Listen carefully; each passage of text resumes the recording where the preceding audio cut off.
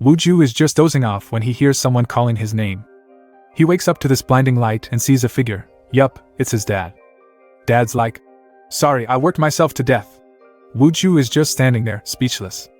His dad seems to find it funny or something, lounging like he's got all the time in the world. Wuju, freaking out now, is like, "Why all of a sudden? What about me?" His dad literally worked himself to death writing web novels.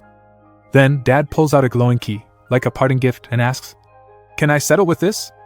In this dream, Dad leaves behind this mysterious key. Suddenly, some ominous figure tells Wuju not to worry, saying they'll protect him. We see silhouettes of what look like powerful characters, and they're supposed to be on Wuju's side. Wuju's totally confused and freaked out, muttering about the Demon King's army. 10 years later.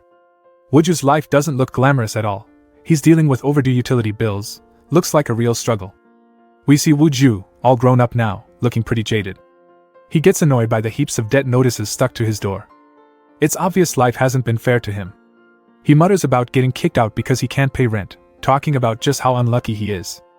He crumples all the notices and throws them to the floor. As night falls, Wuju watches TV, while slurping a bowl of instant noodles. It's a bunch of infomercials, and on sale this time was an original version of the game, The Another World. Wuju's not impressed, he's sick of seeing it. There's one more thing that his dad left him, HVR or Hyper Virtual Reality. And Wuju's dad's web novel was the basis for this massively popular game called The Another World. Still, for Wuju, it doesn't change the fact that he's broke and can only afford instant noodles for every meal. He knows there's buzz about a limited edition book that came with a special key. He's surprised at how a book can cost as much as a good computer. He suddenly remembers the key around his neck. He recalls his dad's study, packed with his web novels. He heads inside the study to search, thinking about all the novels his dad wrote. He browses through the many books inside. He spots one that looks familiar, hardcover with the same design as the one he saw advertised, but it's a different story called Surviving as the Strongest in the World of the Strongest. He checks out the lock, and recalls it from his childhood. It struck him as overpowered fantasy stuff where the kids can beat up dragons. Now he has this key and wonders if it could solve his financial woes. Determined, he gives it a shot, hoping to change his fortunes, or at least pay the rent. He unlocks the book, half praying, and it opens. Out of nowhere, a glaring light nearly blinds him. The book sits there, open and empty, leaving Wuju in shock. The key seems to have disappeared and he's trying to figure out what the deal was with the book, when a holographic pink panel appears on his HVR set, special gift, for Wuju. It's like the game's talking to him, encouraging him to press accept. Wuju's just scratching his head at this point. Next, a daily quest pops up, telling him to deliver some wyvern eggs. This totally baffles Wuju, quests now. He decides to put off finding the key, and do the daily quest so he can earn some money. He's stuck in this low-level life but can't quit cause he needs the money. The system connects him to The Another World, and tells him to get comfy. As he immerses into the game, he tells himself to find out the market value of the key later. Then, a notification about a gift pops up again, and more questions flood his mind, spam or not? We get this surreal landscape as the game begins loading. Wuju finds the gift prompt, questioning if he should accept it. Annoyed by the constant notifications, he gives in and accepts it. There's another bright flash of light. Huh! He squints in confusion, trying to grasp what's happening. Suddenly, out pops a woman who looks disoriented and wonders where she is. Wuju is in shock. He tries to comprehend her massive black horn, her hair, her golden eyes. No way! He stammers, recognizing her from the game. Wuju blurts out her name. Lucia? This causes the Demon King to spin around, astonished that he knows the name of the great Demon King. The game's final boss, who made the heroes struggle till the end. Wuju is completely baffled as Lucia was not from this world. She was from a completely different web novel. He's amazed at how detailed the synchronization was. Lucia becomes more curious and demands, "Who are you, and where is this?" She explains she was about to be executed by the heroes. Wuju is utterly fascinated, noting speech style was spot on. Wuju decides to proceed with his daily quests, but Lucia interrupts him. "No way. Are you God?" she asks, mentioning that she was just about to be killed when he showed up. Wuju reasons that since he is the author's child, he probably is a god. So he decides to play along. Lucia tests his authenticity. She asks him what the first words she spoke 30,000 years ago were. She threatens to punish him if she finds out he's faking it. But Wuju remembers that this is the line Lucia says every time she introduces herself in the novel. "My magic eyes see everything," Wuju says. Lucia drops to the ground believing that she is indeed dead. Wuju reflects on the bizarre reality of their situation. Suddenly, a massive wyvern approaches, its scales glinting ominously. What? Wuju exclaims, as the beast lunges, causing him to freak out, although outwardly his face doesn't show it cause he has the iron mask skin upgrade on. The thought of losing experience and gold, and subsequently being unable to pay his bills, terrifies him. Someone, please save me! He internally pleads while the wyvern's screech pierces the air. Surprisingly, Lucia mocks the wyvern, calling it a mere lizard. Wuju's frustrated thoughts roll. Come on, she still maintains the concept in a crisis. Wuju goes all in. Great Demon King Lucia, I can't deceive someone with magic eyes like you. So yes, as you said, I am God. But he explains that he can't use his power on this world and asks Lucia to help him out. He thinks it's cringe, but in order to survive, Wuju tries to blend into the game's lore, but Lucia flatly refuses, stirring rising panic. Lucia explains how the heroes sealed her power with cunning tricks, lamenting her restrictions while wyverns rage on. Wuju runs away, begging internally for the wyvern to target Lucia, his only survival plan. However, several wyverns close, leaving Wuju to curse his rotten luck. However, Lucia reveals a loophole that the heroes failed to detect. In a swirl of purple lightning, Lucia says she may not be able to use her power but she can bestow it on someone, which was how she created her Hell Legion. She cackles with delight. If you can't use divine power in this world, how about borrowing the power of this demon king? Purple tendrils of energy wrap around him, and Wuju feels a rush powering him up. Oh, what's this? My body feels so light, he observes. He disappears suddenly, leaving the wyvern stumped. Lucia looks up at the sky. Did you go there? Why are you in a place where you can't breathe? Wuju looks around, and freaks out. He seems to be in outer space. He marvels at the experience, and wonders where the wyverns are. He suddenly realizes that he can't breathe. Was the headset malfunctioning? Gasping for breath, he takes a step back. And he is thrust back into Earth facing the wyvern. Lucia greets him excitedly. Wuju struggles to comprehend it. What is this distance of one step? Lucia asks how the power bestowal feels, but the wyvern lets out a bit angry roar. Run! He tells himself, taking a step. He disappears as the wyvern chomps on him. Unable to control his newfound power, Wuju finds himself bouncing between Earth and space, trying to dodge the wyverns. Desperation grips him. He's thrust back into danger, constantly back to space, weaving through hazards. Feeling increasingly frustrated, the game becomes an almost insurmountable struggle. Wuju remembers Lucia mentioned power bestowal, her novel's unique trait. What? No way! He wrestles with disbelief even in the chaos. It finally sinks in that it really was the great demon king, Lucia, and that she was the strongest from another of his dad's novels. Wuju realizes just how bizarrely incompatible this has become. First things first, the strongest in the world of the strongest, where Lucia was from, was one of his dad's intense novels. It's so overpowered that even kids can catch dragons there. He remembers his dad all stressed about it. And if the strongest of the strongest in the novel, Lucia, was here, the power difference between that world and this world was just too big. The power levels are so broken that it's almost laughable. But oddly enough, it all sorta starts making sense to him. Now, he's facing off against these enormous dragons. He calls for Lucia, and she looks super unimpressed. Wuju admits he can't control the power she gave him and asks how to use it right. Lucia's like, do you really need to ask that?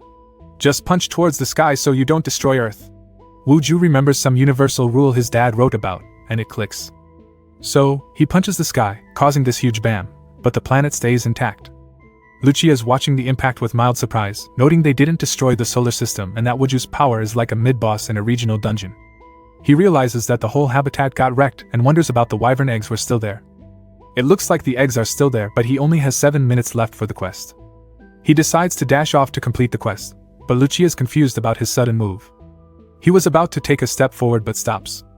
Wuju asks Lucia if she can remove the power she gave him. She's basically laughing in his face because it's permanent. Wuju didn't know this, so he's like, what? Because of that damn key, now he's stuck with these wild powers. Wuju insists she release the power because he can't move right now. Lucia mocks him and tells him he lacks training, making Wuju lose his temper. We start off at Wyvern Gorge, a place bathed in golden sunlight. It was a serene landscape, right until things went south. Quick flashback, one fateful day, the gorge got absolutely wrecked. Fast forward a week, and nature's starting to bounce back. Flowers blossom, bringing life back to the barren land. Kim Wuju stands dazed among the fresh blooms, taking it all in. He's awestruck by the resurgence. But then, he hears laughter, The wyverns are gone, and the daily quests have become easy. Wuju thinks, these guys are scoring new sneaks, and here I am, just trying to survive. Reflecting on his newfound power, he realizes it's been a rough week since he got Lucia's abilities. He still hasn't moved from the spot, struggling to control the power. A quick flashback to a week ago shows Wuju marveling at the sheer force behind a single step. But he's determined, he won't give up. Cue a montage of Wuju's past hardships, the hunger, the debts, the struggles. His resolve solidifies. He thinks, I am Kim Wuju, the guy who doesn't quit. Wuju decides he needs a strategy. He focuses on controlling his steps. Instead of full acceleration, he aims for calm and composed. He names his tactic, air walk, and tentatively, he finds it easier than he thought. He tests it and realizes he has launched himself into space again. In the spirit of a budding superhero, he refines his technique. He names another move, moonwalk, dragging his feet backward to control his actions. Suddenly, the ground starts to split and crack. He's left wondering why the ground's so fragile. This is ridiculous, he mutters, half laughing. He even jokes about growing wings and flaps his arms. Hold up, he is launched into space again. And then the sheer absurdity hits him, and he lets out a small breath. He realizes even his breath has power, and off he goes into space again. Enter Lucia in full, sarcastic glory laughs at him. Airwalk? Moonwalk? There's never been anyone as funny as you in the demon realm. She's amused, making fun of Wuju's techniques. Wuju blames her for his predicament. She's the infamous Demon King, a nightmare for all power novel characters, even causing Wuju's dad to have PTSD. Wuju's dad was so stressed out because he can't remember how to defeat Lucia. But then, determination shines through. He affirms to himself, I am Kim Wuju, the kind meant to wield such power. Lucia's unimpressed. If Wuju has something new, he better show it. As Wuju ponders his situation, he recalls opening that book, because he saw this limited edition item off home shopping. It all started with him accepting the quest and receiving Lucia's powers. His life changed the second Lucia appeared. Wuju's revelation, the reason Lucia's here is him. He needs to find a way to lift this curse. Pushing Lucia for more answers, he asks if this power could fade. Lucia assures him, it's permanent. But then there's this sneaky thought, what if she dies? Wuju lets Lucia think he's contemplating actions, but he has a plan. No choice but to. He starts. He's still piecing together his thoughts while Lucia keeps taunting. Confronting Lucia, he demands she understand the situation. A sudden fiery determination engulfs Wuju. He's ready to leave regret behind and take action. He tells Lucia he'll soon put an end to their conflict, but Lucia's intrigued rather than scared. She's caught between amusement and curiosity. Wuju, back in his room, sits with a sense of resolve. Holding on to that key, he's ready to tackle his curse head-on. Why did this necklace come back? He questions, but it's his second chance. He races to his dad's study, ready to find another original work to finish off Lucia once and for all. Alright, so Wuju dashes through the library like a man on a mission. He's decided he needs to summon a new, super strong character to take down Lucia. But what kind of genre will work best? Which hero? Wuju is sprinting down the aisles, his eyes scanning the spines of countless books. He's thinking about the best of the best.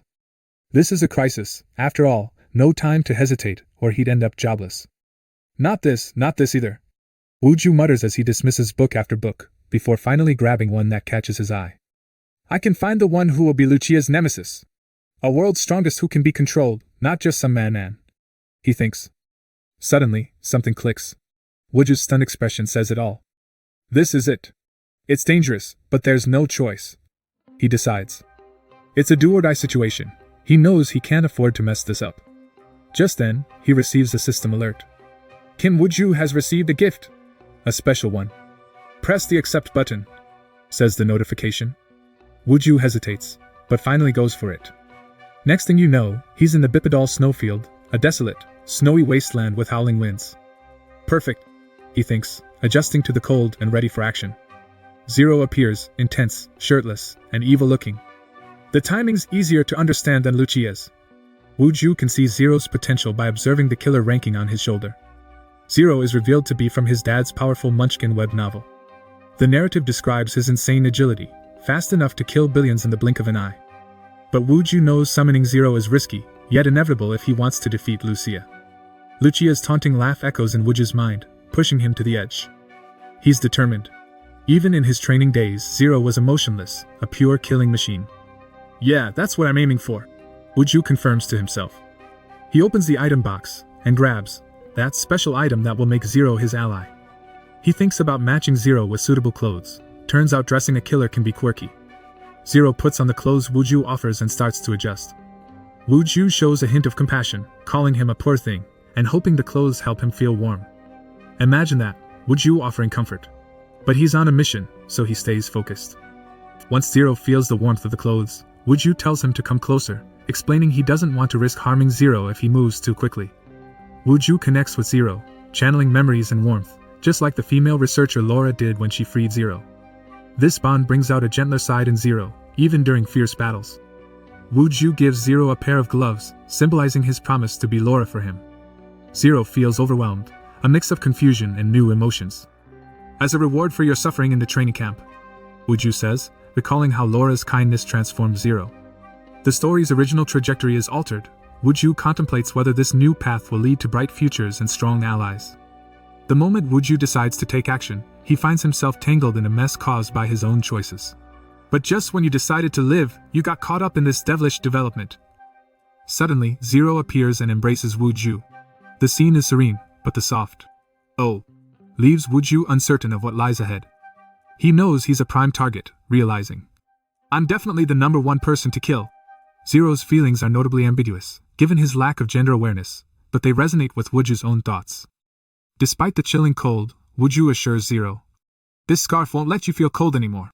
Zero's face lights up with a mix of surprise and relief, enthusiastically shouting, "Yes!" Then, Wuju remembers the title of this deadly novel his dad wrote. It's all about assassins, themes of love mixed with danger. "The killers still love today," is revealed, set against a picturesque backdrop. Yep, it's a romance killer novel, of all things. Confident, Wuju feels he might have succeeded in his task. But uncertainty nags at him. "My conscience is bothering me a bit." He recalls a fleeting imprinting effect, thinking wryly. Like a baby duck recognizing the first thing it sees as its parent. But soon remarks it will wear off, not fretting much.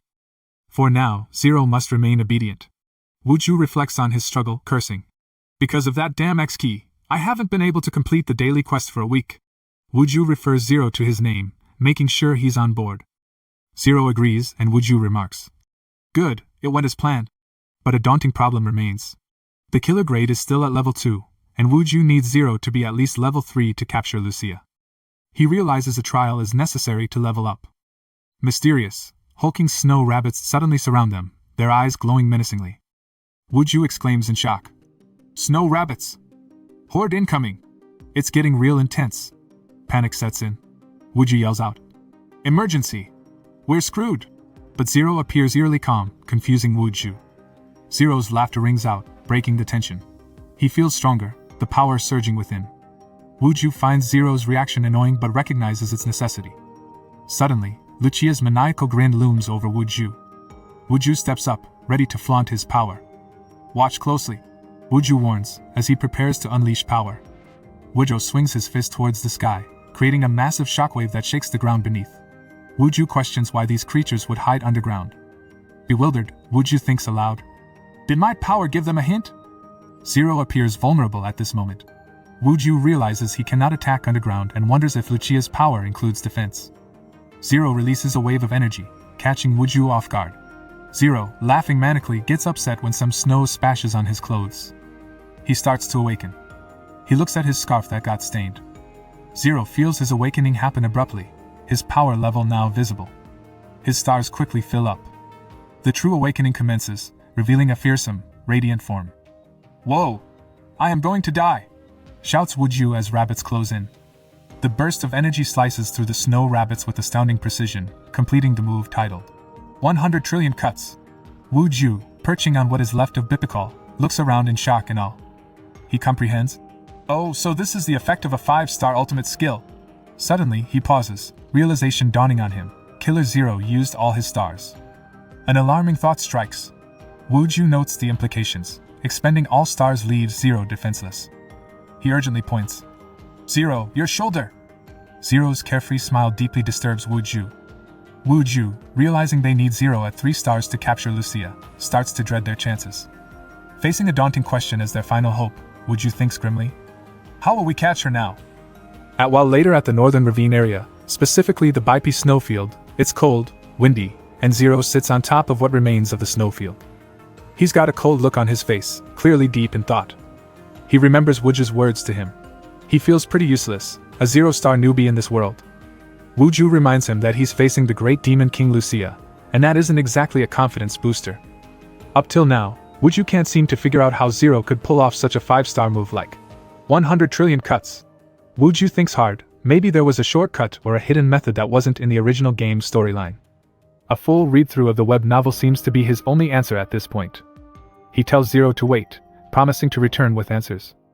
Now sitting alone on that icy pillar, Zero waits as the snow swirls around him. He has his special scarf, but he's still freezing. Suddenly, Zero's keen senses pick up on something. Ice bats. They fly around menacingly, not exactly the welcoming party you'd hope for. Zero is not about to let some E-grade bats bother him. He gets ready to show them why he's the best. As the bats close in, an absurd thought enters Zero's mind: what if these bats are out to steal my clothes? He imagines the bats becoming Wuju's new favorite in his clothes, and a switch flicks on. Zero launches his wire attack and kills the bats. Back in his cluttered study room, Wuju's not having much luck with his research. The one key method to boosting Zero's power quickly just isn't in any of his books.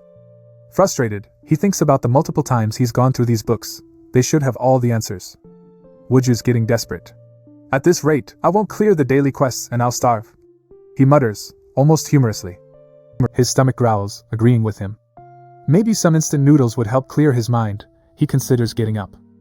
At a local convenience store, a group of other players are chatting about the Baipi snowfield. Turns out, it's a no-access area and people are super annoyed. Some even died trying to get there. One of them remarks that they have no one to buy nicotine for them. Just then, Kim Wuju walks by. The girls gossip about his reputation as the shuttle specialist who will do anything for spare change. One of them admits he's tall and kinda decent looking. But another one laughs that he's just got this weird personality. The girls call out to him, basically asking him to buy some cigarettes for them. Wuju notices one of the girls. He's surprised that Lee Suki is there, but Suki shuts him down and tells him to mind his own business. Wuju tells her to return his dad's books she borrowed. The other two are surprised that they know each other and start to gossip. Wuju glances at the girl's phone and notices the news. Then, an unexpected noise interrupts everything. A delivery biker crashes onto the scene, and Wuju pulls the blonde girl out of the way. The biker doesn't stop and the dark-haired girl cusses him out. Everyone's just yelling. What just happened? The blonde girl seems taken aback, experiencing something strange. There's more depth to Wuju than she initially thought. She realizes he's not just some errand boy. And now, the rose-colored glasses are on as she thinks how freaking cool Wuju is. The article mentions setting materials and a place with information that couldn't be covered in the original artwork. He seems to be piecing together a puzzle. The dark-haired girl demands Suki introduce them to Wuju, but she shuts them down. Wuju says something about the demon king Lucia and Suki perks up. At the mention of the author Andromeda, her eyes widen. What initial setting materials? Are you talking about the ultimate villain, great demon king Lucia? She blurts out. Wuju mentions that Suki was a fan of his dad's, so she should know this. He starts muttering that the awakening of Zero might be found in some unpublished work. Suki grits her teeth at hearing all of this. Suki yells out, adamantly rejecting the idea of any unpublished materials because she's already checked everywhere. Kim Wuju stands firm, arguing with Suki. No, it exists, he declares with conviction in the middle of a heated discussion. Memories begin to flood his mind, taking him back to a place he really despises. He remembers his father, often too absorbed in his work to spend time with him, leaving young Wuju longing for days that never came. It was in his father's study desk where he would find the initial setting material. Back in the present, things are escalating quickly. Wuju tries to shake off the memories and focus. He rushes out, claiming he has important matters to attend to. Suki, left behind, seems incredulous at the idea, muttering how she's never heard or seen such things. But if those unpublished settings are indeed true, she muses, she needs to see them for herself. She's got a call on her phone. Speak, she commands sternly. On the other end, a voice confirms. Yes, Suki, it's Jason. The coordinates are set to Wyvern Gorge, signaling the beginning of something big. The plan is clear, eliminate the insidious presence lurking there. Suki, silent and contemplative, gears up for what's next. The scene shifts dramatically to the icy landscape Zero currently faces. He's just eliminated the last of the bats. He's stranded on a pillar in the bipedal snowfield, shivering and struggling to devise his next move. His body, battered and cold, reflects his mounting despair. The words of his handler at the training facility haunt him. He remembers his harsh punishments when he failed. His mind wanders darkly to thoughts that useless things are discarded.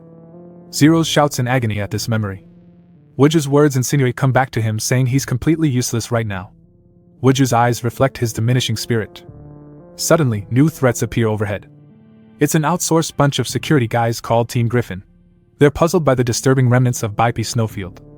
They're surprised that Zero's player info window wasn't showing. Suspicious, they single out Zero and decide to eliminate him. "I'll eliminate it for now," calls the leader as they prepare their Griffin cannon, aiming directly at Zero.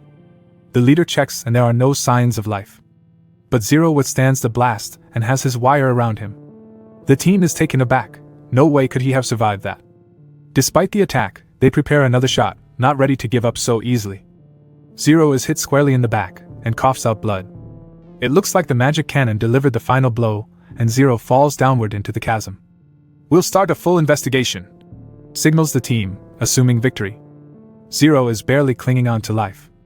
But Wuju's voice echoes in his head. "Wait here, I'll be back soon," triggering his memories. His eyes snap open, adrenaline kicking in.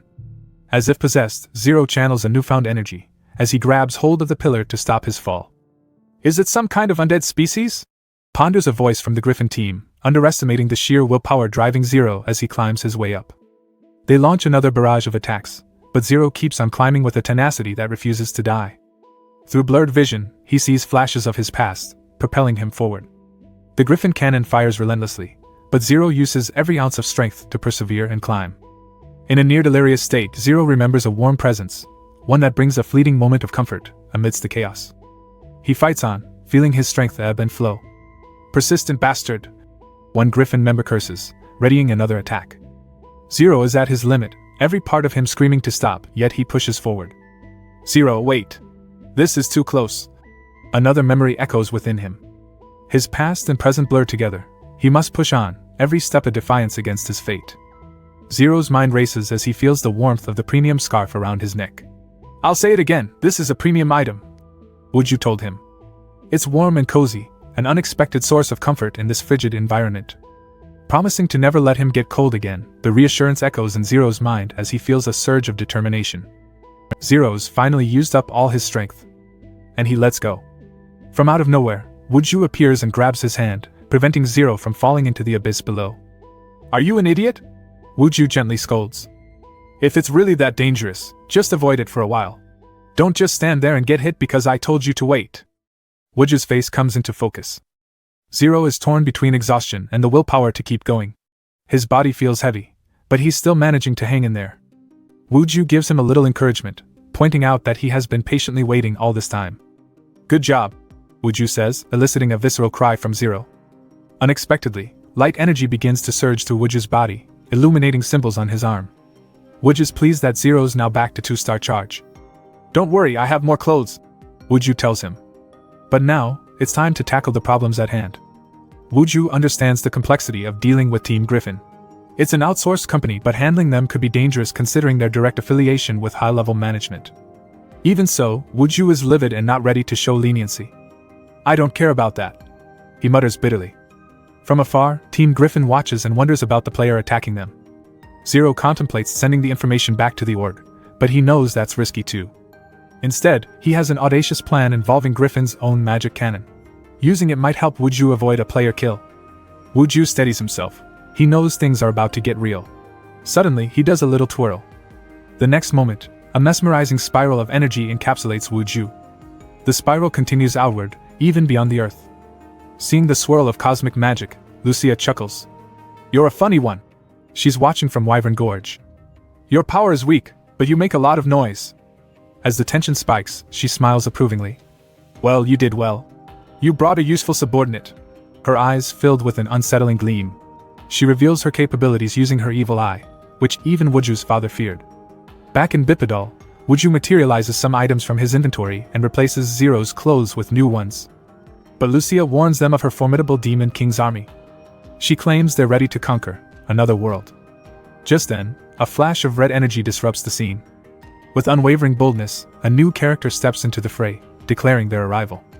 This person, radiating fierce determination and energy, confirms the insidious nature of Lucia, ready to eliminate the threat immediately.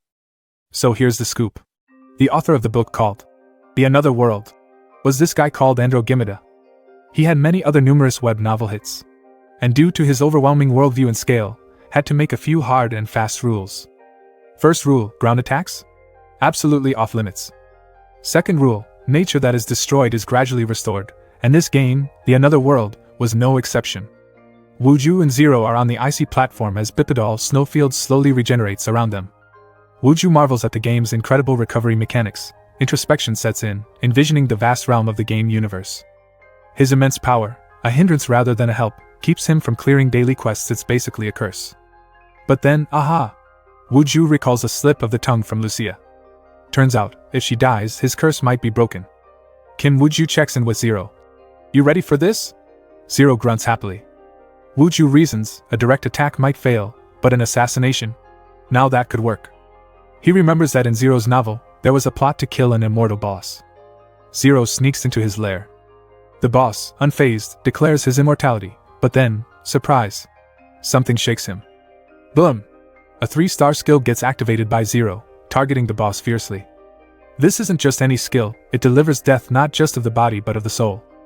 It's called permadeath. And yup, Lucia's in their crosshairs for this move.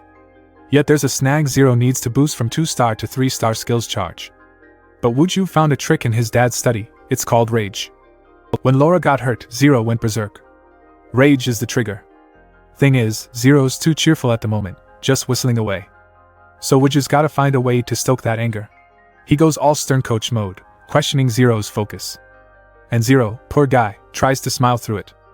But Wuju's like, nah, you need to push harder, get mad. But Zero only replies, smile. He wants Zero to feel that fury boiling over. Yet Zero's confused, struggling to get angry. Wuju brings out the emotional big guns, pushing him over the edge with some tough love. Trying different tactics to edge Zero into that rage state. Wuju wonders maybe because of that scarf gesture. Wuju's worried it's collapsing Zero's killer instinct. Alright, final prep. Wuju bets Zero's scarf in this assassination attempt. Zero's all flustered and finally looking all worried. Now he's understanding the gravity of their mission, and everything is falling into place. As Zero starts to emanate this fierce, red aura, he finally transforms. It's a full-on rage mode. He's charged up to the max. Ready for battle mentally and physically thanks to Wuju's pep talk. They hone in on their target, Lucia. Then, with a swift move, they get transported to Wyvern Gorge. Kim Wuju and Zero touch down on the rocky terrain of Wyvern Gorge. This is the Wyvern Gorge without wyverns. Lucia will be lurking around here, Wuju notes. Suddenly, a figure catches Wuju's eye. It's Lucia, but there's something wrong? I'm opposed to violence, Lucia shouts out, as this guy holds her by the neck. Why are you getting beaten? Wuju blurts out. Huh! The stranger responds, clearly confused and startled, giving a side eye of disbelief. Zero springs into action, launching himself towards the combatant, but instead of a straightforward fight, Zero ends up knocking the stranger down, channeling some serious strength. It's chaos, with energy crackling and bright, sharp lines etching the air. What are you doing? Shouts the knight. This is an obvious PK. Wuju tells Zero to stop cause he was attacking the wrong target. He notices that the knight's armor didn't take any damage. The voice is calm, but loaded with authority. The unidentified knight seems unharmed but ready to strike. Why are you interfering with my work? Demands the knight in golden armor. He looks towards the fallen Lucia, who's gritting through the pain. Disruptive presence. Totally agree. Wuju reflects, feeling disoriented. The knight asks what his intentions were.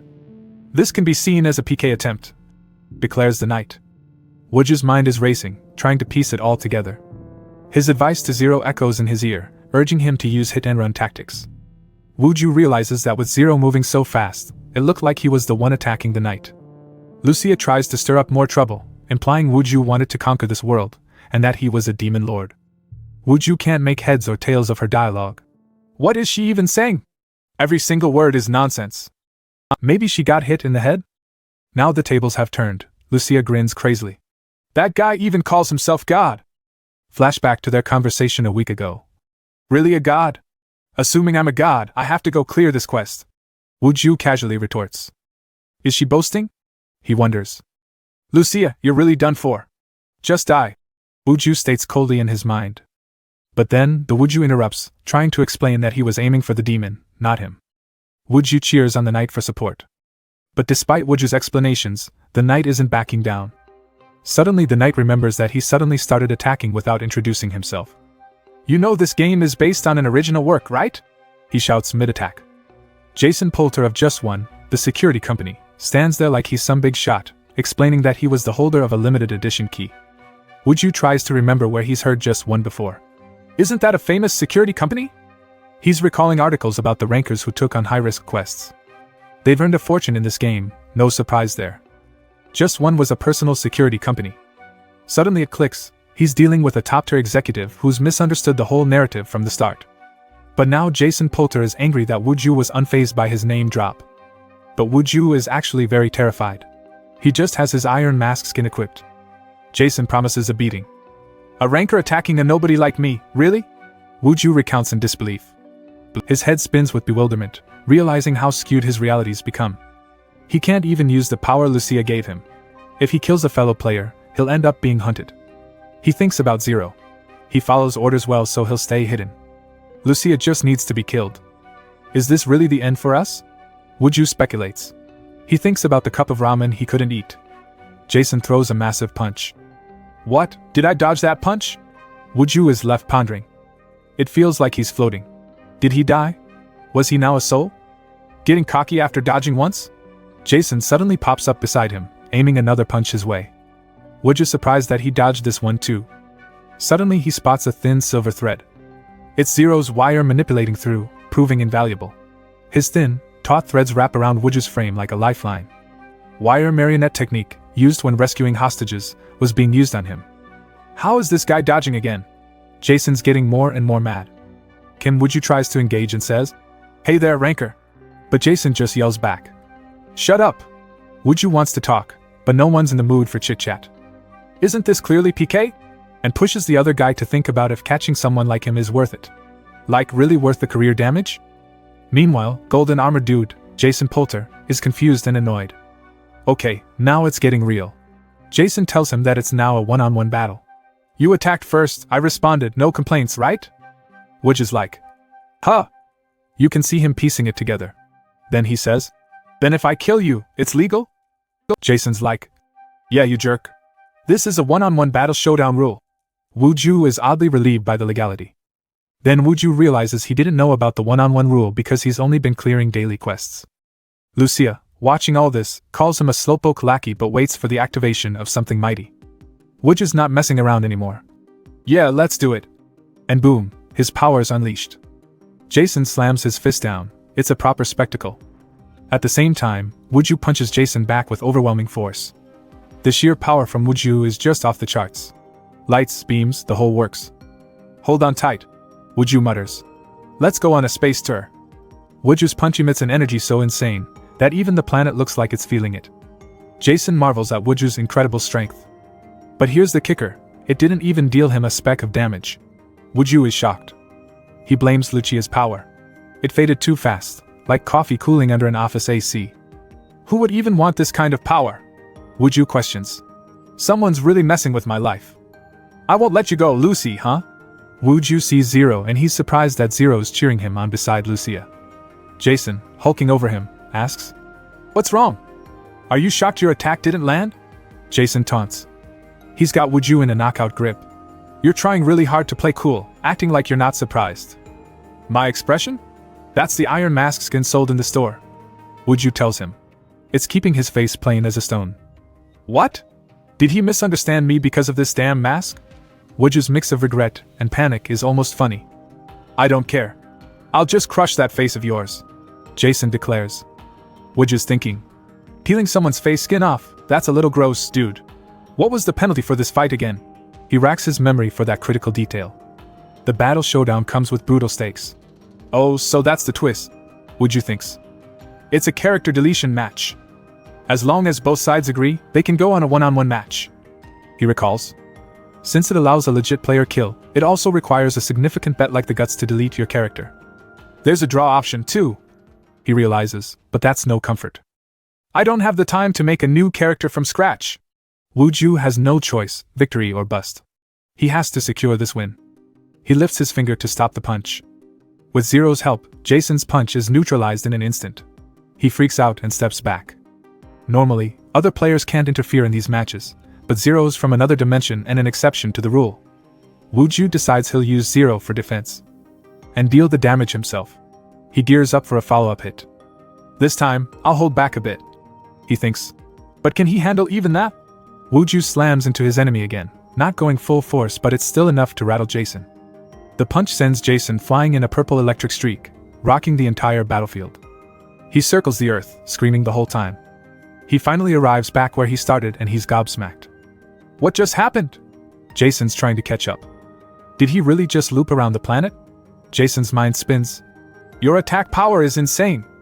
As I thought, my hits aren't fully effective, Wuju declares. Jason expresses surprise. You have no idea about my abilities? This guy was even on a game ad banner, for Pete's sake. Wuju shrugs. Not a fan. You aren't into rankings with power like that? Jason persists. Oh, I get it. Jason smirks. He's seen this attitude before. You thought with this much power, you could just take it easy and wing it? Jason's words burn Wuju's thoughts. Taken aback, Wuju feels exposed. Like Jason can read his mind, picking apart every weakness.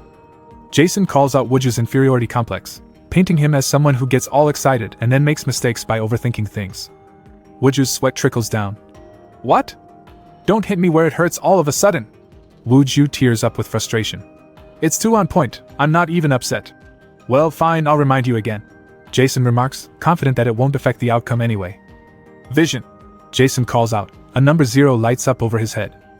You know this mode, right? The one where damage is shown in numbers. Jason gloats. Yeah, an expensive item. Wuju hesitates. Go ahead and hit me again. I'll only feel good when your spirit's broken. Jason cuts deep with an evil grin. He gets punched before he could finish his gloating.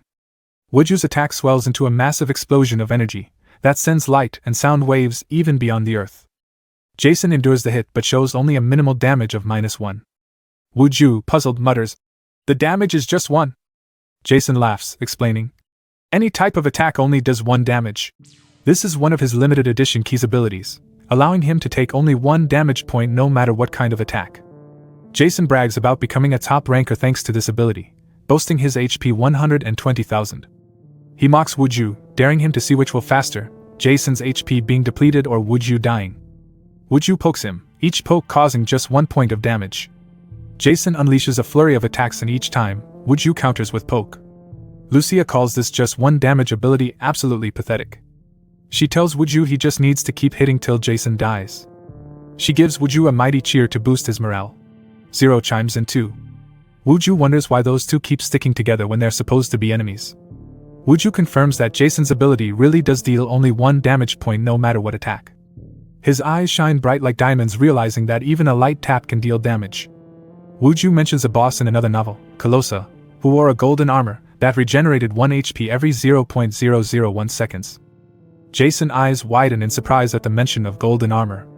Yet, Wuju claims to already know the counter Jason's ability. He calls out Zero's name, switching to attack mode.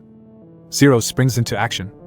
It's a special move that consumes 2 stars of Zero's killer power, called Midsummer Rain. A flurry of energy beams rains down on Jason, each dealing 1 damage. Wuju explains its purpose of scattering mana into the wires spread around. Jason looks up in surprise.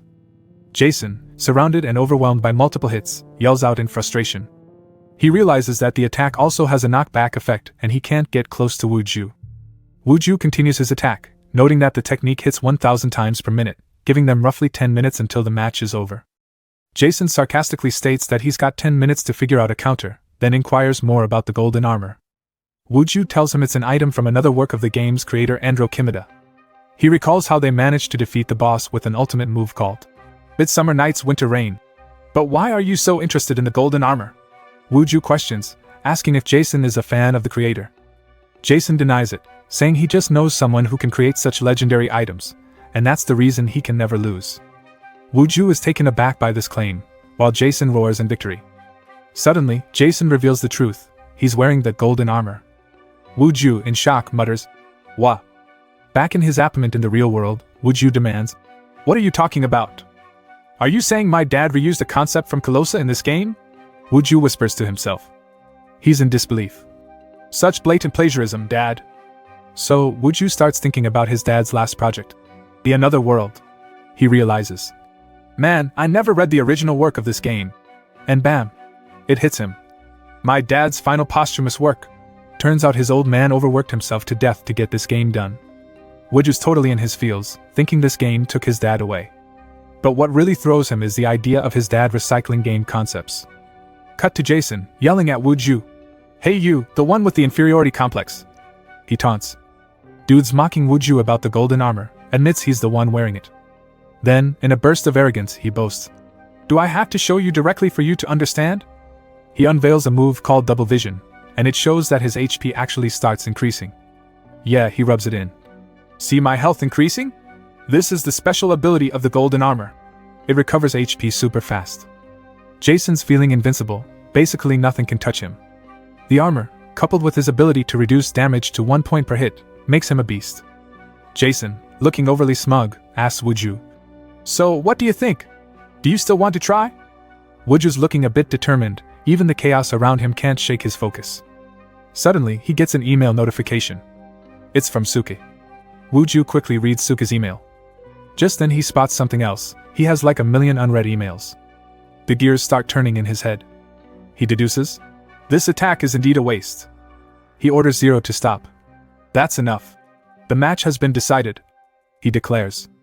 Jason keeps pushing. Are you saying that you've tried everything? Wooju's like, yup. Feels pointless now. Lucia chimes in with a smirk, calling Wooju a slowpoke.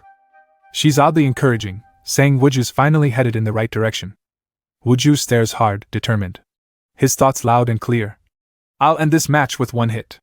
Meanwhile, Jason, in his gnarly golden armor, taunts Wooju that he is very nearly invincible, and he has no chance against him. Why haven't you acknowledged it yet? Jason sneers. Wooju signals Zero to stop his attacks. The showdown is over, Wooju declares seriously. Zero is surprised, but complies. The rain of mana slows down to a stop. Jason wonders why the attacks have stopped. Why? Will you not attack anymore? Wooju calmly replies. Yes. I think multiple attacks by themselves are meaningless now. Jason reveals the gravity of their battle. Do you think I will go easy on you? But Wooju remains composed. Zero rushes to Lucia in a panic, pointing at Wooju as if asking her to help out. Lucia reassures Zero there's nothing to worry about. His spirit hasn't been broken yet. He actually looks much calmer than before. Wooju then explicitly states, You seem to have a misunderstanding. I concluded that I won. Unlike you, Rancor, I'm willing to show mercy. How about we settle it as a draw now?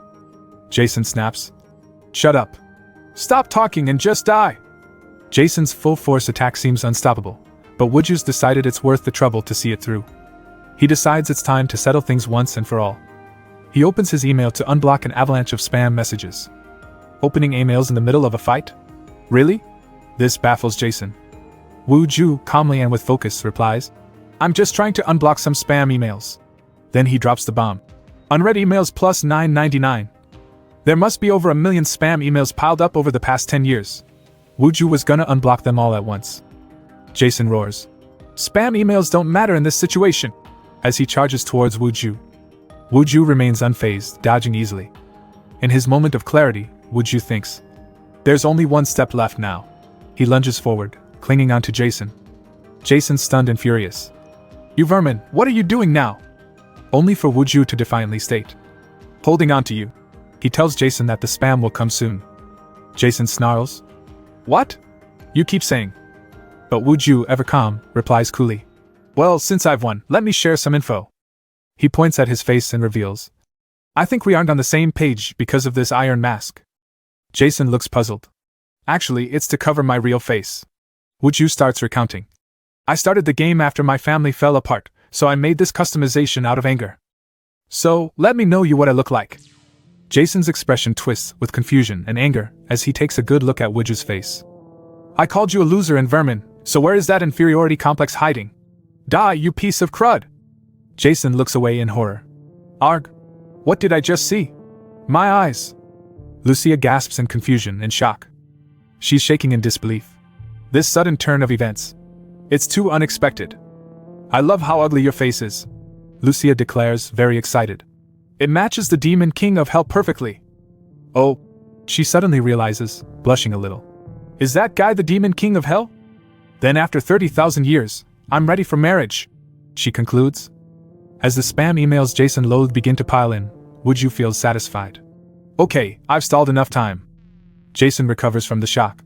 That scared me. I won't let you die easily now. He throws everything into a full power attack. I'll grind you to dust. Excalibur!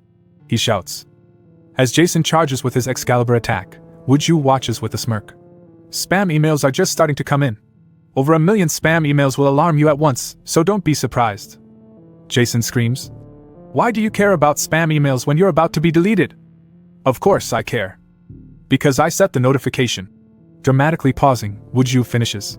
To vibrate. Jason's eyes widen in disbelief as the screen blares. Emails have arrived. Huh. He barely manages to gasp as the vibrations start. The vibration frequency is 40,000 times per second, explains Wooju. With your body that takes damage even from slight touches, 1 million spam emails mean instant death. Wooju declares that he's gonna name this technique fatal only to Jason, the finishing move, Spam Vibrator Destroyer Bomb. A catastrophic explosion ensues, brought about by the never-ending damage from the vibrations. Jason's HP plummets to an absolute zero from 120,000. The shockwave of 1 million spam emails causes a momentary ripple across the universe that awakens a dark egg that would bring a great disaster to the game. It also exposes the existence of another solar system inhabited by weird beings. Lucia remarks that even if it was such a BS way to win a fight, it looked pretty cool. Zero, too, is equally impressed. Jason's HP finally reaches zero, and he shatters into 1 million pieces. Wooju lets out a deep breath and asks, Did I win? He suddenly notices something shiny on the ground. Huh! He mutters, leaning forward to get a better look. It's a dropped item. He picks up the golden armor, seeing its stats flash before his eyes. This thing is a game changer, legendary status, insane HP boost, and self-healing capabilities.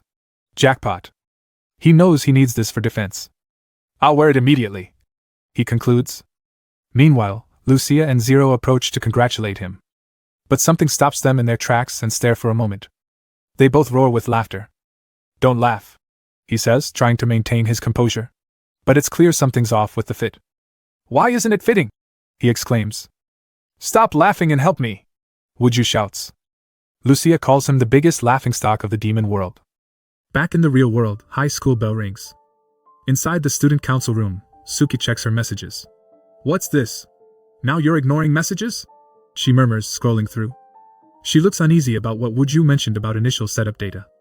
She glances over to her friends lying on beds, connected to a VR setup. She thinks of Wooju, calling him an idiot for clearing daily quests all day. Suddenly, a loud noise makes her jump. It's her phone buzzing. It's Jason.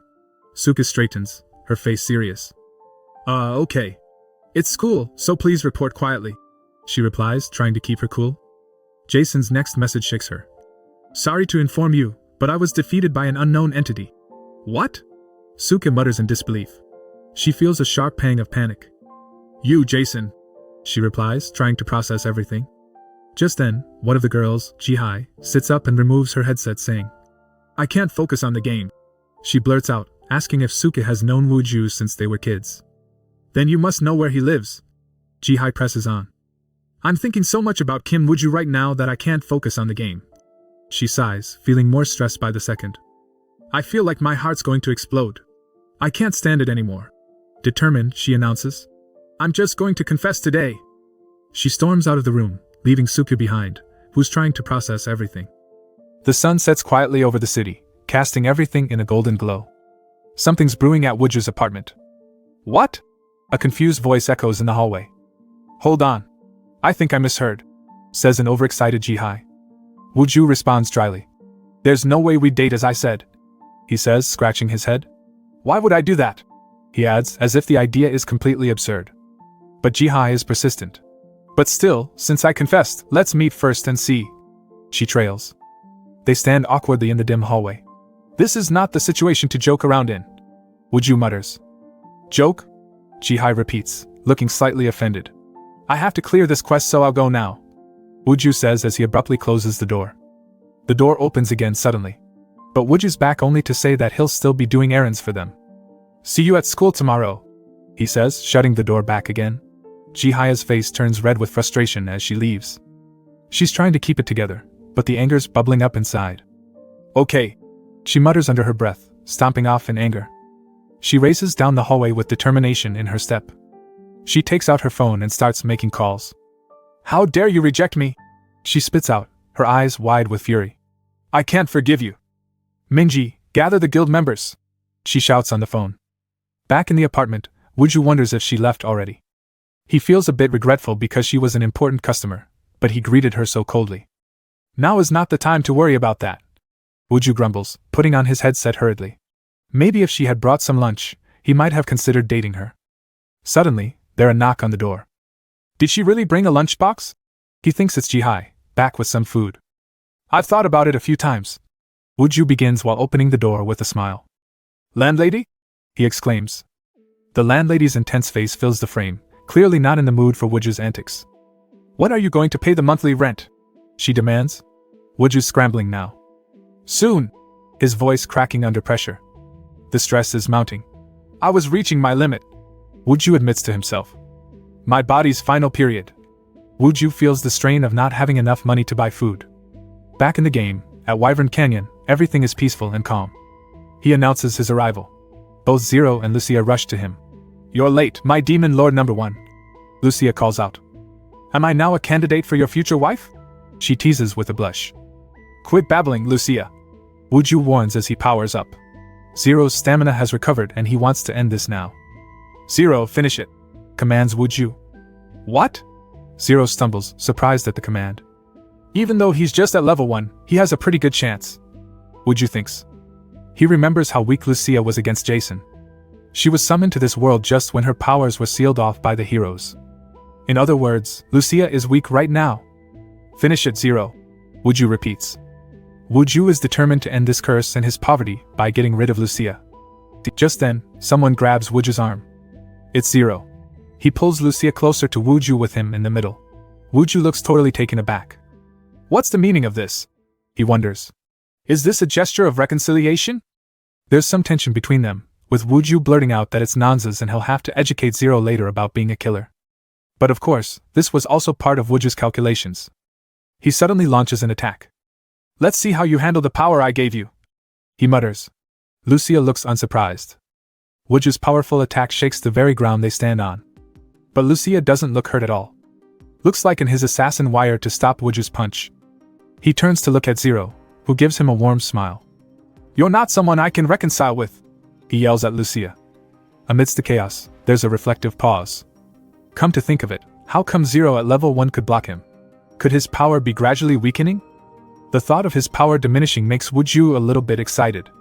He's excited to finally return back to normal and clear some quests to earn money. He tries a small step. Nope. Power is still the same, and he's launched into space again. Hey! Lucia calls out and puts an arm around him. She jokes that it's nice to see him trying to make her happy today. And she also mentions that the children summoned by his key seem to be forming unexpected bonds. The realization hits. How do they know about this key? Here. Accept this blessing before you. Lucia points to something in the area. It's a plaque outlining some entry guidelines. Evidence of the Demon Lord's founding, Lucia declares. A display suddenly flashes. Dungeon name, Wyvern's Abyss. Rank SSS Dungeon. Boss, Demon King Lucia.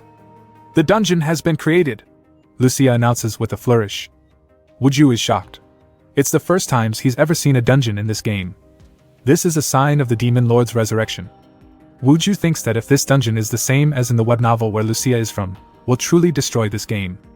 Lucia credits him for this, saying that it's because Wooju brought her and Zero into this world, the start of a demon army.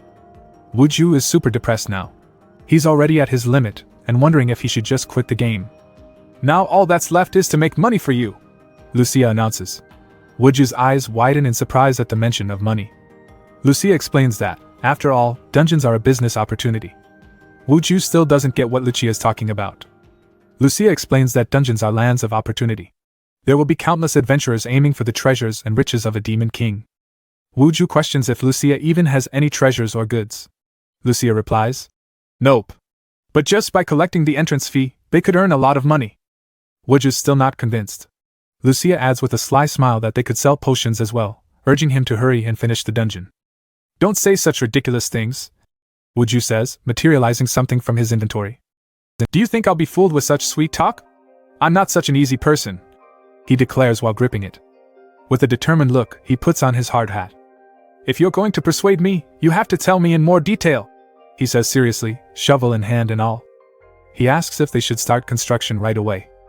Wuju thinks to himself. I said it's the limit. Because I couldn't endure it. As Zero and Lucia look at him with warm smiles, he realizes that this is the moment that he officially became a demon lord. A few hours later, Zero's wire looks to be spread out in a grid. With the wire mesh spread out, Wuju can move around a bit. How do you know this? He asks Lucia. This demon eye sees through everything, answers Lucia. And that's not all she can do.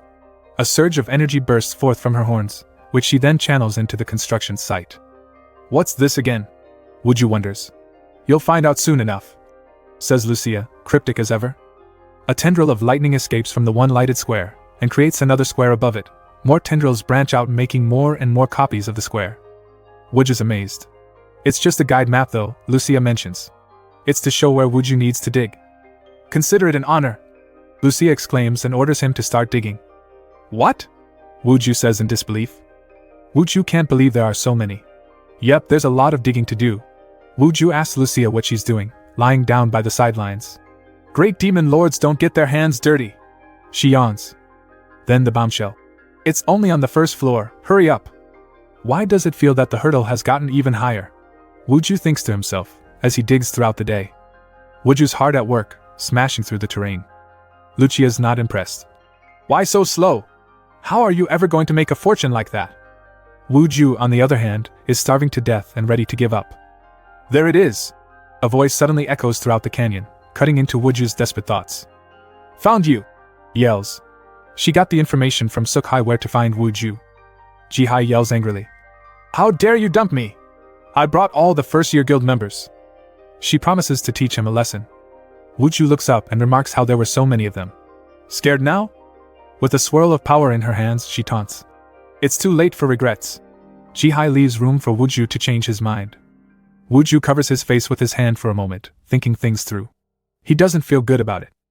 But then a flash of insight strikes him. Zero and Lucia's eyes widen in surprise. Ah, but Wuju remembers something crucial, and he's psyched. In fact, he's thrilled. He's taken off his mask and a malevolent smile creeps up his face. He's finally found a way to break through the limits that have been placed on him in this game. Wuju recalls the standard dungeon in his father's web novel. It's hallowed ground where players' lives hang by a thread. But the higher the risk, the sweeter the prize. This is the legacy of the Demon King. The scene shifts to an aerial view of their dungeon layout. It's intricate and vast, and they're seriously lacking manpower for such a colossal task. Above them, Jihai hovers with her team members. Kim Wuju, you're going to learn your lesson today. Wuju starts shaking, trying to hide his laughter. They actually came all this way. He chuckles. Lucia looks at him lovingly. You're out. That face. It's a life or death crisis, and Kim Wuju can't believe his luck. He's got the perfect solution. A ball of electrical charge starts building up between Jihai's hands. What? Not even impressed after seeing who's here? Things escalate quickly. Jihai challenges him to a 4 versus 1 showdown, stakes and all. Whoever wins gets whatever they want. Wuju's been through these showdowns before, but this time it's a 4 versus 1. He finds out Jihai is serious about letting him get whatever he wants if he wins. Another fighter whispers, doubting if Wuju will go for this match. We wouldn't get anything from that dirt poor beggar, would we? But Jihai is all in. I sure do, she exclaims. Minji can't believe they're doing a 4 versus 1. It would be embarrassing even if they won. Then she remembers Jihai telling her she was going to confess to Wuju. It's clear she didn't take the rejection well and is just taking her anger out. Jihai is now demanding a decision from Wuju, calling him a lackey who's crazy about making money. Wuju interrupts her, asking if this was all she could muster. Where was Suki? Shut up! Jihai snaps. You think someone like you could get her involved? It's a shame, Wuju says. He was short-handed in his dungeon building efforts, and he wanted more players. Jihai has convinced Wuju like Suki, and it makes her even more angry. Her teammates are weirded out by her strange obsession. Just tell me if you're going to do the showdown or not, Jihai screams. Well, duh, I have to. Finally, Wuju accepts the challenge. So now the battle is set. It's Kim Wuju, who wants some free labor, versus the guild, who wants solidarity, probably. Jihai, charged with energy, shows her admiration for Wuju's boldness. You're gonna be mine, she declares. She shoots her electric ball into the air. Wham! Energy! Lucia, who is watching from afar, gets up curiously. She wonders what that skill is. She's never seen it before. Wooju is also trying to analyze it. Was it a long-range magic attack? Normally, this would have been a terrible matchup, but now that he has Zero, he has plenty of solutions. He calls out to Zero, who's ready to jump in. But Wooju is suddenly surprised. Your aim is terrible. You're unexpectedly clumsy. Wooju mocks Jihai, as the electric ball falls meters away from him. It's headed for the gyre, a turtle-like creature from this valley. It was quite weak at F rank. The electric ball hits the gyre and suddenly, the creature transforms. Wrapped in energy, it lets out a powerful growl. It's grown! Realizes Wooju. The encyclopedia pops up, confirming its evolution. It's now an A-rank mature gyre. Wooju wonders if it aged into this new form, figuring out that it must have been Jihai. He asks her if she was evolution sorcerer, which was a rare profession in the game. Are you just realizing it now? She murmurs. Vengefully, she scolds Wooju for not seizing the opportunity she gave him earlier. Jihai sends her evolved monster to attack. The massive beast obeys and charges at Wooju. Wooju acknowledges Jihai's ability is a nuisance, but remains confident in close-range combat. He charges in, fists ready. He's not intimidated, he's faced worse before. You must not kill that creature! Lucia suddenly commands from behind. Capture it and make it my servant! Lucia explains capturing monsters is crucial, filling the dungeon with resources is one of their primary duties.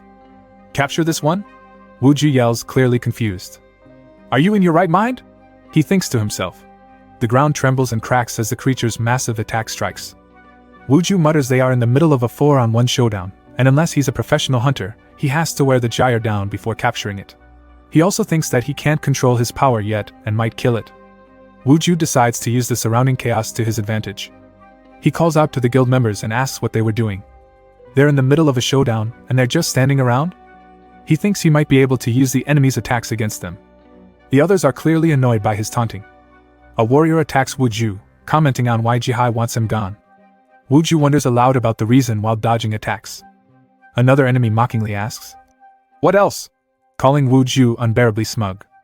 The fierce opponent tells Wooju to drop dead, but Wooju has other ideas. Using his fingers, he deflects the enemy's attacks, and points them all towards the gyre. A flurry of attacks hit the gyre, and its HP goes down significantly. Wooju's opponent questions if he's enjoying this, even if they're losing. In the heat of battle, Wooju maneuvers skillfully, sending all their attacks to the gyre until it's weak enough to be captured. Jihai yells at Minji to attack too. She attacks with an ice arrow. Ice shards rain down around Wooju and the creature. He notes that they possess ranged magic but remains undeterred. Wooju's approach is swift and decisive, aiming to finish the fight quickly. The scene erupts into a chaotic ballet of strikes and counters, with everything deflected to the gyre. Suddenly, all three attack at the same time. This is getting tough, Wooju says. Wooju positions himself right in front of the gyre. He quickly dodges and all the attacks hit it. He taunts them some more. What? Is this all you got? He yawns and says he's starting to get tired. It becomes evident he has pushed their patience to the limit. An enemy mockingly suggests he should rest. Wooju makes them angry enough to unleash their strongest skill. Phoenix Smash! Shouts one enemy, while another yells. Moon Swings! It seems like an all-out, last-ditch effort to put Wooju down. But Wooju simply twirls his hand. And a whirlwind of fire and energy swirls forms, becoming bigger and bigger. His enemies wear expressions of shock and horror as Wooju shows the extent of his power. Wooju, undeterred, channels his energy to deliver a concentrated blow on the evolved creature. He realizes that he can't rely on others' attacks every time. A thought enters Wooju's mind. If only he could summon that jerk. An image of ominous creatures with glowing eyes flashes through his mind. Then he would be able to revive monsters that have turned to dust and make them servants. He remembers his key and decides it's time to put it to use. But first, he needs to deal with the battle on hand. He throws the large fireball downwards. Zero's prepared to lend support. The fireball falls and is caught in Zero's silver thread. It's stopped by the thread before it hits the ground. A powerful yank from Zero follows, and the fireball is thrown back upwards into the belly of the suspended gyre. I don't like it! A voice yells, and purple power emanates from her, and goes straight into the gyre, and it explodes. The opponents react in disbelief at the turn of events. As the dust settles, Wooju opens his display and prepares to capture the monster. But it seems there's another surprise. Rising menacingly from the ground, a gigantic, serpentine figure. Wu Ju stares at the creature. Only Lucia can summon something like this. Even in Lucia's overpowered novel, this was known as a transcendental being or disaster. A ferocious face emerges from the dust. Are you insane? Summoning the black tortoise here? Wu Ju shouts. The display quickly reveals that this creature's name is Nightmare Cody, a god-level black tortoise. The god of the east, Xuanwu, with a height of about 1.5 kilometers. It's just a bit unfair, isn't it? Someone mutters while watching from a distance. It's Suki. She sneaked in after hearing about Jason's defeat and after hearing about unknown monsters suddenly appearing. She identifies the lady with horns as the Demon King Lucia from surviving as the strongest in the world of the strongest. And Zero's here too. From the killer loves today. There's a dungeon being built in Wyvern Gorge, something only Demon Kings can do. And the most shocking thing for Suka was that this chaos was orchestrated by Kim Woo-ju, super nerd and the school's errand boy. What the heck was he thinking? Everyone's freaking out. A mob without registration info? That's unheard of. Jihai, despite being an evolution mage, doesn't know squat about this monster either. Then wham, a close-up of Xuanwu's masked face as he looks down at the tiny creatures. The beast contemplates how familiar this place feels. Xuanwu tries to remember. He was on his way home, but he was suddenly transported to this place. He zooms in on Lucia, calling her the unpleasant person who blocked his way. You can tell how ticked off he is. Xuanwu isn't playing. His punishment is going to be severe. The creature slams his tail into the ground, sending the players flying. Watch out! Yells one of the crew. It's totally chaotic and even Lucia is shocked. The explosion's impact is massive, almost natural disaster level. Just then, something catches Xuanwu's attention.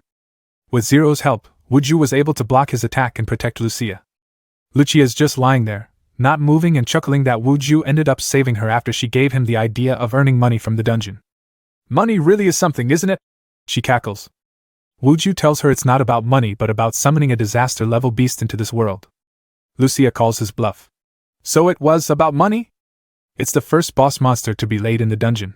It wouldn't be a great dungeon if they just had easy monsters, that's why she summoned it. Wu Ju knows this is not going to be an easy feat. This creature could easily destroy a whole country. Even in the original web novel, it was called a disaster, and now she wanted to capture it. Wu Ju's annoyed. But then, Wu Ju thinks about it some more. Lucia's not wrong. He's a truly unique existence in this world and might drop valuable items.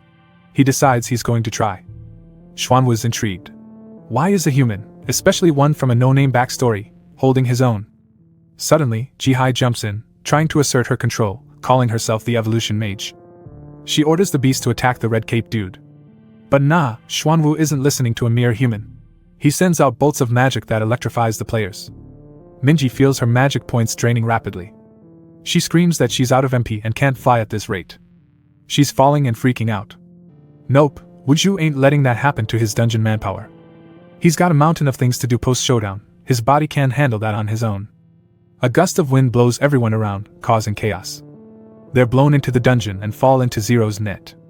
They're all surprised because they didn't suffer and fall damage because of the net. Jihai berates the creature for almost killing its master. Xuanwu thinks they all survived by sheer luck. He starts charging up some serious energy. Zero, hurry up! Wu Ju urges, as he jumps on top of Zero's wire. Zero leaps into action, giving it a mighty pull that sends Wu Ju flying up towards the monster. He positions himself near the Xuanwu's energy ball and prepares to deliver a devastating blow. Unaware of what's happening, Xuanwu's all godlike and tells Wu Ju he's allowed to speak. Too late. The orb's already zooming toward him, and it smashes through his face. The massive blow reverberates through space. A strike that pierced the sky? Xuanwu is stunned. It even went through his ironclad body. What are you? He exclaims. Wu Ju calmly explains this was Lucia's power, though the creature has never met her yet. This time he reveals he'll just use the tiniest fraction of his power. Xuanwu's dismissive and zaps Wu Ju with his own power. Wu Ju's a bit surprised at the feeling. Like he's losing something. The draining energy intensifies as Xuanwu holds Wu Ju in his grasp. Minji points out that it's a technique that drains MP. Minji's worried that if Wu Ju is drained, he'll fall. Wu Ju realizes it too, as he pulls up his stats. Xuanwu scornfully asks how it feels to be powerless. Wu Ju's response? Meh, I don't use MP. Xuanwu doesn't believe him, and boasts that he is godlike with infinite regeneration, taunting Wu Ju's mortal limits. Xuanwu thinks, honestly, this guy is a potential nemesis to the gods. He must be eliminated quickly. His attention shifts to Lucia, lying lazily on the ground.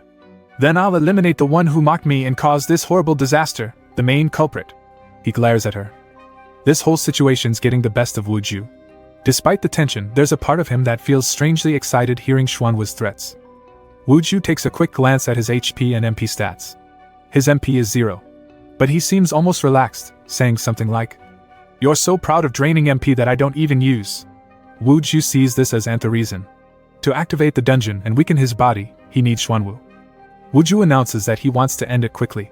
Xuanwu tries to argue, telling him they're in the middle of a conversation. He reminds him that he is an immortal being with infinite regeneration. Wuju isn't fazed though. He snaps back with, "It doesn't matter. How about gritting your teeth?" Xuanwu, being all high and mighty, calls it a foolish waste of time and offers Wuju another chance to reconsider. But Wuju's having none of it. "I said no. This divine beast talks too much." Bold, but that's Wuju. Then, mid-threat bam, Xuanwu's just like, "Die already!" Xuanwu unleashes his divine secret art, 10 tails. Meanwhile, the crowd below is clueless, struggling to see through the dust and chaos up above. Lucia, amused by the spectacle, finds it so splendid and cheerfully thinks that business looks promising. Zero also looks pleased at the outcome. Suke, still observing from afar, is flabbergasted that the beast was taken down in one strike. Suddenly an alert. 3 years passed? Says Suke, like what the actual heck? Turns out, that Wuju's power, given by the Demon King Lucia, was so powerful that even though only 0.001% of it was used, completely annihilated the divine beast. The result? The wind pressure from that power accelerated the Earth's rotation, literally changing the planet's pace. Time speeds up so crazy that 3 years pass by in an instant. Xuanwu, now reduced to a tiny speck, wonders if he faced complete annihilation. But it's okay, he consoles himself that godlike beings like him can still resurrect after 3 years. "Eternity never withers," he declares with a grin. He turns around to face a gigantic Wuju holding a sphere. "Then captured?" Wuju asks. With a tiny click, there it is, a "Capture complete" message on his screen, sealing the deal. Confusion erupts in the game command center. There's total chaos in the game. A dragon appeared 3 times in a row at the Hell Cliff. The eastern region is overflowing with goblins. It was a monster overload. Back in Wyvern Gorge, the bewildered players shout in confusion as they grapple with the sudden regeneration of a flock of wyverns. They're thrown into panic mode. Suddenly, out of nowhere, Kin Wuju descends into the fray. He unleashes a powerful attack, scattering the monsters. He lands in front of them with a flourish. He nonchalantly asks the struggling players below, "Almost got hurt, didn't we?" Wuju remains laser-focused, talking about his desire to finish quickly and start working. So this is how the 3-year-long showdown comes to an end. Wuju stands victorious. His reward? Free labor. All the guild members get to work at the dungeon, and construction moves quickly. Finally, the dungeon is completed. The rules are up. And the neon signage switches on. The 3 of them look at the dungeon with pride. Lucia is proud of their achievement. "Hey, Kim Wuju!" calls out Jihai, catching his attention. They're not too pleased with how things turn out. "No matter how I lost the showdown, how can you exploit me like this?" She yells and demands for another face-off. The rest of the party members beg her to quit it. "That jerk erased the wyverns without a trace," the red-haired dude mutters. He also mentions that he wiped out that summoned creature. "He's definitely hiding his power. We aren't a match for him." He concedes, deciding it's time to bail. "If you want to do more, do it alone, we're leaving now," they declare, turning their backs. Jihai calls out to them to stay for a moment, but ultimately decides to follow them. But not without threatening Wuju that she'll see him at school. "Yeah, please promote this place for me," Wuju replies, as casual as ever, as they wave goodbye. "That's not what I meant," screams Jihai. "I'll get my revenge." Suddenly, a figure blocks their way. "That'll be difficult," a digital voice intones ominously. "This data is so unsettling that we have to take it back," the figure intones as it plucks something from Jihai's head. It does the same for the rest, asking for understanding with a chilling calmness. The hooded figure bids them a pleasant gaming life, before making their move, vanishing with data chips in hand, erasing memories from the last login. The players awaken in the real world, disoriented, and find themselves abruptly logged out without any memories of the past day's events. The mysterious logout sign flickers as each of the players vanish. The figure approaches and calls out Wuju with his user ID Tinto the Universe, and asks him what he was thinking, doing something like this. "Are you planning to threaten the peace of this game?" The figure questions, face still hidden. It seems like you summoned the Demon King and the dungeon from another dimension. The figure accuses Wuju. Wuju begins to panic. He thinks it's a customer and asks if he should make a reservation for the dungeon. But the figure wasn't having any of it because causing chaos in the world is a serious crime. The figure introduces herself as an agent of order and one of the management of the Another World game. Management? Wuju echoes. Someone from management came, even thought the dungeon isn't open yet? Oh no! Wuju thinks to himself. He's worried that they're here to ask for taxes and rights to his dungeon. Sensing the tension, Zero moves in to neutralize the threat. The figure warns him to stay right where he is. If you move, your heart will be pierced, and you will die. The figure's voice cold and threatening. The agent instructs him to quietly return to where he came from. Wuju's mind races. How did this agent know who Zero was? Does she know something? Lucia, using her demonic eye, confirms the figure's words. I can see it clearly with this demonic eye. The threat isn't just nonsensical, it's gravely real. She warns Zero to be still, as a spear is aimed at his heart. Zero reacts with a shocked wow as he stares at the deadly strike. The agent asks Lucia if she can now see the Grim Reaper looming over them. If you are the great demon king Lucia with the demonic eye, you can see it. Lucia's not impressed. Death is a common presence hell, after all. Lucia tells the figure that they were such a crybaby then, but quite impressive now. The agent, incredulous, questions this label with confusion. In a flashback, a young girl cries over her favorite character's death in a manga. Suke? Wuju calls out in disbelief.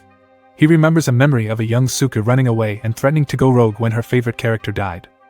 Lucia decides to rub it in. Back then you were an unreasonable child. But you've grown up well. She smiles. Suke only mutters while Wuju still can't believe it's her. But wait. The cloaked figure denies knowing that name. Says they're part of the management. Wuju calls her out, recounting that her mom and her had been there since the beginning of the game. Wuju's sharp, though. He notices a pixel art emblem on her mask and instantly connects the dots. He points out that it's her favorite character, and that emblem was a birthday gift he gave her. Oops, looks like she's busted. Wuju tells her to quit playing games and help him fill up his dungeon with mobs. He'll give her some discount coupons in return. Suke wasn't having it. Instead, she asserts her authority, and tells him to eliminate all external elements from the game. But Wuju's facing issues. Daily quests are piling up, rent's due, and his curse won't let him complete any tasks. Wuju's got a plan, though. He's betting everything on this one shot. Zero and Lucia are amazed at Wuju's greed. Lucia, especially, is giddy at the awakening of a great demon king. Suke remembers that the horrifying skin was customized when Wuju was full of anger at his dad's work. She declares that her power of foresight shows a grim future and resolves to eliminate all beings from outside the game. Wuju warns that she cannot beat him. His power is beyond the scope of the game. They argue back and forth about this. Suke insists his power does not matter, but Wuju insists that it does. It finally devolves into a shouting match. I know what your ability is, that's why I'm saying it. Wuju finally declares while powering up. Flames literally form around him as he asserts his point. Once he catches her, it's game over. Suke insists that it's impossible because she already has control over Zero. Wuju says he doesn't need Zero, and starts going through his item inventory, searching for something. Suke asks him what the heck he was doing. Looking at the items that will drop when he dies? She tells him if it's bribe, to forget it. She's not budging. Found it! Wuju finally says, and shows an item to a surprised Suke. It's a fox item that matches her face skin and shoulder mount. This item would complete her fox emblem set. Suke struggles to remain composed as she tells Wuju to hand it over. But Wuju tells her to come closer instead. Wuju's dead serious though. Still playful. Lucia remarks, knowing fully what the plan was. This emblem scenario takes a turn. Wuju threatens to drop it, if she wasn't interested. Since it's older than 3 years, it's gonna disappear once it hits the floor. It's cheap, Suke says. So what if it's cheap? Wuju replies. Has the future changed? Suke tries to argue. But Wuju drops the item and Suke reacts by diving for it. Suke is giddy with happiness. This one and only item was her favorite character. I caught it! She shouts. But wait a minute. Wuju's now standing over her with a sinister smile. Wuju quickly yanks her up. What's wrong? He asks Suke menacingly. Did she not see a future of her getting caught if she went after the emblem?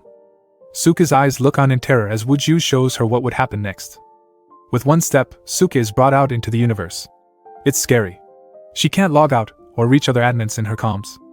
And staring right in front of her was a supermassive black hole? Suka's mask falls off. She's fallen to the ground and screaming. A system notification pops out. The system announces Wooju's new title. It's one who made the admin kneel. Suka. A gentle voice calls out. Wooju tells her that her imagination's too much. That's why she gets overly emotional with her favorite character. Wooju gently requests that she leave them alone to do their thing for a while. Suki is stunned. The game is so vast that anything can happen. He asks if Suki can turn a blind eye on them for a bit. Then Wooju hints at invoking another hero into the game. Blood Demon Supreme from the Martial Arts Chronicles web novel is the next target. Suki trembles. Their heart races. She knows this character from another one of Kimida's work. Can Wooju really bring him into this game? You seem interested. Wooju remarks. Wait, can you summon anyone regardless of genre? Suka exclaims in shock. Yep, Wooju confirms and points to Zero and Lucia. Seems Wooju's team hasn't caused significant issues yet. Curious, Suka asks if he can summon her favorite character too. Wooju affirms its feasibility. The characters are usually pulled out right at the point where they die in the novel. Suka's face lights up in pure joy at the possibility of meeting her favorite character. Now I understand, she cries. Wooju jokes with her sweetly that she's always been like that since when they were kids. With a climactic offer, Wooju asks, So, what do you think? Want to join? Yes. Okay, let's go. They all cheer as they march into the dungeon. Somewhere within the game, in an eerie, rain-soaked fortress, a secretive meeting was being held behind closed doors. There's no problem? Someone exclaims. Inside, some big shots in the game are freaking out. Bipedal Snowfield has vanished completely. And to make things worse, the investigators they sent went MIA too. Talk about a double whammy. They're all gathered around a table, looking deadly serious, discussing the game's top-ranking player Jason who got his character deleted. Whoa, how did that happen? One of the players, Balanzo, rank 6, is all worried because Jason lost the golden armor he crafted. Suki tries to downplay it by saying Jason dropped it during the character delete, so they didn't think it was weird. But in her mind, she remembers earlier when Wooju was showing her the golden armor and asking how to wear it. She tries to reassure them that any movement of this expensive item will be detected. They chatter about checking the black market. Then another high-powered player, Wild Kiwi, ranker number 9, comments how surprising it is that Jason actually took a hit. Another player speaks up that unless you were a key user, there was no way to lower Jason's defense. She continues speaking that even if it was a big incident, all they've heard were only rumors of a mob outbreak. So are you saying that there's no problem? What did you see from the future? The woman asks. Her name is Jane, the ranker number 2. Suka plainly states that what she saw was that the game and the world of its characters should not become reality. She remembers her earlier conversation with Wooju, convincing her that the game was so vast that anything can happen. It shouldn't be predictable. That's what makes the game fun, doesn't it? He explains. Suki declares that management only supports changes that makes the game more enjoyable. If you don't like the game board, you can reset it, she says. Didn't you dominate this game in that way as well?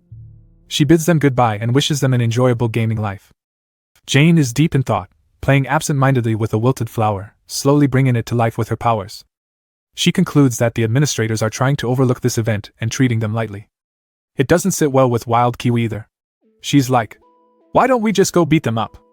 But Balanzo suggests they send a tracking team to follow the golden armor's energy. Wild Kiwi volunteers to lead the charge himself. Jane just looks on silently. She can't believe that the server wasn't able to predict an event that would paralyze it. Could it be that the admins want the board to change? She ponders. She reaches out for the flower again. This time, it's enveloped in black smoke and disintegrates. Jane is suspicious that Suki is involved. They need to find out if this is the will of the other admins, or not.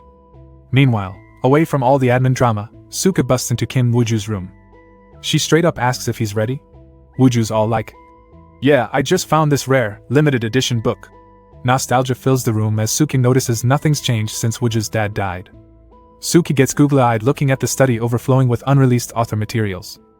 Wooju's like, let's focus, keeping her on track. They delve into this martial arts fantasy novel Wooju's dad wrote, Blood Demon Hell Record. Wooju's plan becomes clear. He's going to summon this big bad entity, the Blood Demon, known for creating zombie armies and taking on the 9 major sects alone. Wooju needs this power so he could fill the dungeon with zombies. Suka questions if Wooju can control the Blood Demon. She brings up last time he summoned a powerful entity, noting the chaos it caused. Wooju doesn't have the luxury of time. He needs the money to pay his bills now. He's calculated the timing of the summoning. There's no time to hesitate. Let's go, he declares, as a flash of light fills the room. Suddenly, the scene takes a dark, misty turn. An ominous creature floats in a pool of water. Did I survive? He mutters. The blood demon recalls the sneak attack by United Martial Artists. There's this vivid flashback of him falling off a cliff. He's mad as heck, swearing revenge. He's pretty messed up though, bleeding internally and barely holding on. Suddenly, a small voice calls out. A kind servant boy from a nearby inn shows up, wanting to help. The demon's like, well, this is convenient. He reaches out a gnarly hand to grab the kid, and apologizes as he takes over the kid's body. He needs a vessel in order to be reborn. The blood demon activates the rebirth spell. He's only just going to borrow this body for a moment. A bright light pierces the rainy darkness, and the blood demon opens his eyes. Did I succeed in rebirth? He questions. He's really been summoned. Wuju and Suki are watching closely. Both look amazed and a bit terrified. Wuju explains that he picked Volume 1, which involves the blood demon borrowing a servant boy's body so he could be reborn. Suki questions if this is really the blood demon. The young boy, with wide eyes, is startled. Huh? How do you know my name? He accuses them of being assassins from the martial world. Suki mocks the boy, calling him pathetic, but Wuju warns. Watch your mouth, the real blood demon is still inside him. The boy, shaking with rage, counters. You didn't think I wouldn't hear it, did you? And threatens to turn them into corpses. He activates his power. But since he's in a little boy's body, nothing really happens. Suki, charmed by the boy's appearance, exclaims, He's so cute! While holding the transformed servant boy. The demon suddenly remembers. I forgot that I borrowed the servant boy's body temporarily. Wuju instructs the boy to control his energy first, otherwise, his blood vessels might burst. The small demon retorts, How dare a brat lecture me? But acknowledges the truth in Wuju's words. As the blood demon tries to regain control of his powers, he realizes the servant boy has faint inner power. First, he says, focusing. I'll take care of the one who mocked me first, he declares, while slicing a finger of power at Suki. Did you just hit me with those tiny hands? Suki laughs at the adorable attempt. The boy tries attacking again but gets outmaneuvered at every turn. Suki is even more charmed at his stubbornness. So much cuteness. He's shocked that Suki reads his moves so accurately. Wuju then steps in, questioning the boy's power management. Then he tosses him a seed. The boy struggles to comprehend the situation as another seed attack forces him to dodge. What's this small seed? The boy wonders, struggling to grasp it. Are there still powers hidden in the martial world that I don't know of? He thinks, trying to understand. Kim Wuju praises the boy. Next, he tells him to infuse his inner power into the next seed. He looks calm in the game, but in reality he's panicking. He needs to end this battle now. The blood demon resists. Suddenly Wuju calls him a lackey. The boy's eyes widen at this word. Wuju scolds him, asking who saved the blood demon in the midst of rebirth, and shouldn't he be taking better care of the body he borrowed? The blood demon is really confused now. Suki steps in. Are you going to whine to us again, you lackey? Suddenly, realization hits, there are only two people who call him that. If it's them, they would indeed read my moves, he admits. I thought I fought the martial world alone. The demon continues, reflecting on his isolation. A tear starts to fall. But you were watching! Overwhelmed, the servant boy apologizes profusely to his supposed masters. This foolish disciple greets my masters, he finishes, bowing deeply. Disaster, the blood demon thinks, doesn't always bring bad results, as this event has brought him back to his masters. Wuju and Suki, both original fans number 1 and 2 respectively, exchange knowing looks. Everything's going well so far. Wuju reminds him to focus on the seed. The blood demon obeys and infuses the seed with his power until it cracks. The seed explodes, releasing a wave of energy.